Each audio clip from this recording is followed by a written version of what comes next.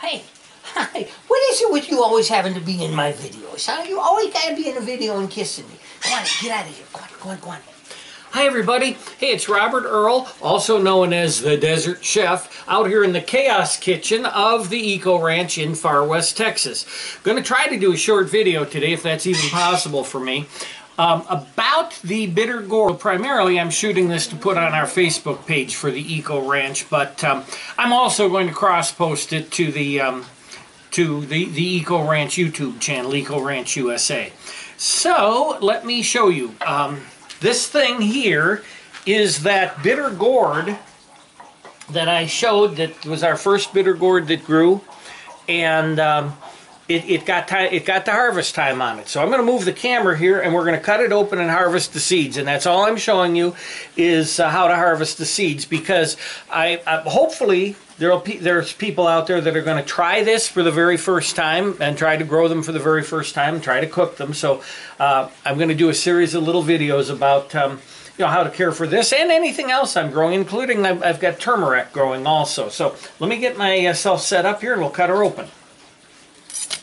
Now, if you don't get to this in time, the bottom here will split open and it'll actually look really weird to you, because it'll remind you of something, and that something is actually those pods that the larva of the aliens in the Aliens saga with Sigourney Weaver looked like. It looks just like that. But here's how you harvest the seeds. You wait for it to change color like this. The bottom is ready to split open. This is how I knew, even though there was a bit of green left, to cut it. So let's just take it, and you're supposed to just carefully cut into it. And the reason you want to be careful is you don't want to actually cut into the seeds. And I got all the seeds clear, so we just cut right down in there. And this is what you're left with. Kind of hard because I've zoomed in a bit. Here, let's back up. There. So each one of these little red globby things here is the seeds. Now they say that that red globby is actually kind of sweet, where of course bitter melon is bitter. What we have to do is extract these seeds. So I'm just going to start extracting them onto the plate. So there, we've extracted them onto the plate. Now this is not something you want to eat, they say. I'm going to try a taste of it right here, and so you guys can get an idea of it. But we'll get into the seeds in just a second. Let me try a taste. Just a little one. Alright, I just took that from the inside here.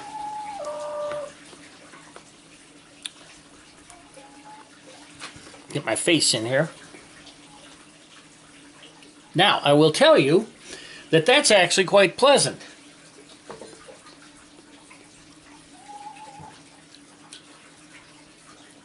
There it is. I was going to say there's no trace of bitterness, but there is the bitterness in it, so it's still bitter here. Now so I have my plate of bitter gourd seeds.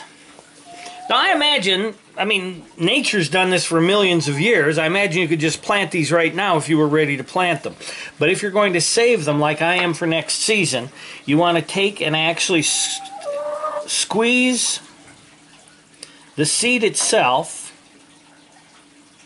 out of the, you want to take and squeeze the seed itself out of that red casing so that you're left with the little brown seed there that you're going to wash and dry. So as I take these out, I'm going to put them in the strainer so that I can rinse the rest of any red off of it, because you don't want, when you're drying your seeds, what you don't want is you don't want to have any residue on there that'll mold and thus ruin not only this one seed, but your whole batch. So you get as much of it off as you can. So we'll come back when I'm done. Now, I finished with the seeds. I rinsed them 3 times. That got all the red residue off, and I tasted it. I don't know if I said it earlier. I did taste that red residue, and it was extremely sweet, almost like a jellied candy. It was extremely sweet.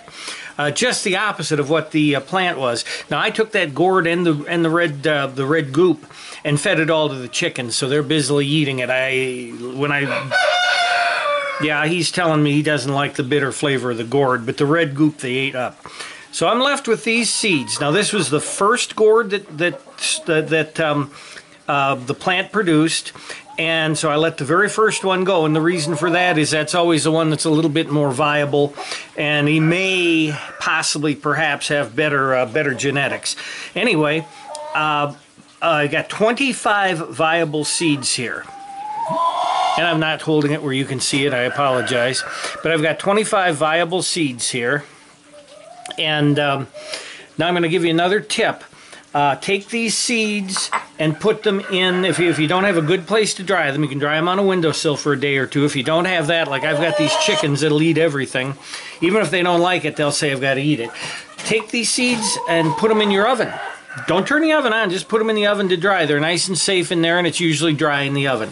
So that's that, and this is Robert Earl out here at the Eco Ranch in Far West Texas, your desert chef, saying I hope that helped a little bit.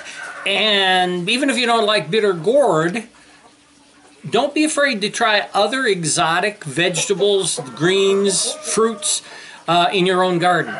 Because we had a pleasant shock and pleasant surprise from bitter gourd. Now yes, Debbie doesn't really like the taste of them that well, and really it's an acquired taste. But it is a, I don't want to use the word superfood, but it is a very healthy food. Probably a superfood because you can buy bitter gourd in pill form and that. So it is very good for you. Incorporate one meal every couple weeks with a bitter gourd, and you'll eventually get used to the taste and also figure out a way to cook it that appeals to you. So until next time, again, Robert Earl out here at the Desert Chef Chaos Kitchen and at the Eco Ranch in Far West Texas saying, see you later.